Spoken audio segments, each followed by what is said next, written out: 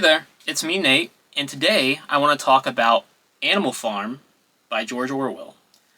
Now, this book is a classic, released back in 1945. And I'm sure most people, or perhaps a lot of people watching this, have already read this book before.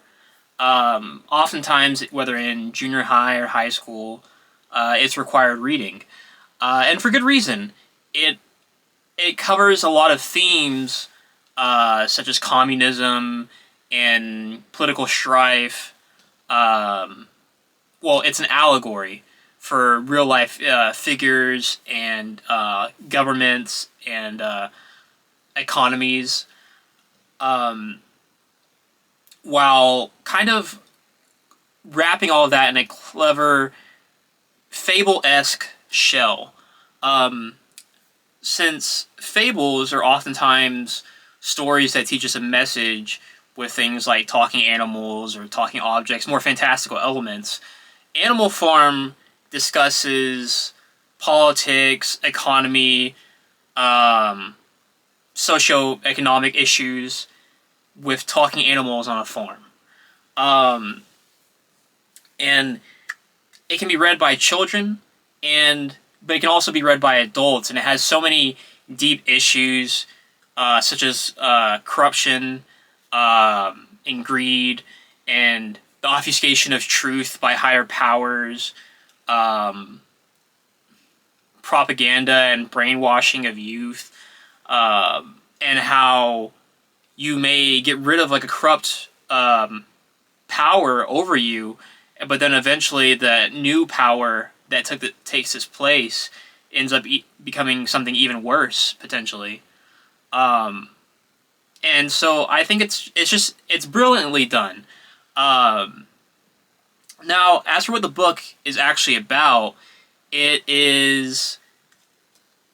takes place on a farm in England, and one day the animals, after the humans on the farm, the owners, go to sleep, they all have a meeting in the barn house because Major, one of the old pigs on the farm, has had a prophetic vision of the future, of a farm ran by the animals and not the humans, and they have freedom and there's prosperity for all the animals, and everybody can work to live, not just to survive. And so he shares this with the animals, before passing on shortly later, and the animals and the pigs, they prepare for this future until one day, the owner of the farm, whose name I can't remember right now, it doesn't really matter, he pushes the animals to their breaking point, so they finally revolt against the humans on the farm and push them out and take over. And they create their whole system of government, with the pigs making policy and being in charge, and all the animals kind of having a commune, and working together to further their own goals. And that's the basic plot of Animal Farm. And as the years progress and the work on the farm and the seasons pass, you see how the animals change, how the ironclad rules that they had established are broken or weakened over time, and it's incredible. It's for something that can be read by younger readers. It is incredibly deep, but not in a way where you're going to have a hard time reading it. It's an incredibly easy read, especially considering the fact that even though this was written in 1945, I think it is still very accessible to a reader in 2025, 80 years later, which is crazy. How easy of a read it is, that it can just be picked up and read by anybody. Now, as for me personally, I think it is probably it's like a classical masterpiece of a book. But it's not something that you really read, I would say, for enjoyment. It's more something that you read for the themes, for the ideas that Orwell talks about as as allegories in terms of like government systems and like world politics and issues of his time, because it's not very character focused. The characters in the story, like Napoleon and Snowball and Boxer, they're not very deep characters. The book is all about like the themes and the comparisons it's making, and the messages it's trying to convey. Like the characters are highly forgettable. And me personally, I'm a very character-focused person when I'm trying to enjoy a story. So I would say this is a good book, which on my scale is 3.5 out of 5 stars. I think it's a good book.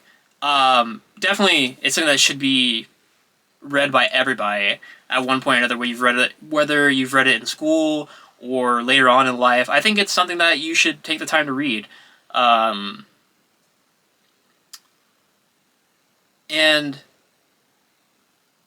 it is depressing also a bit. The ending and some of the event as you progress, it can be a depressing read. It's not super dark, but like there are tragic events that happen in this story.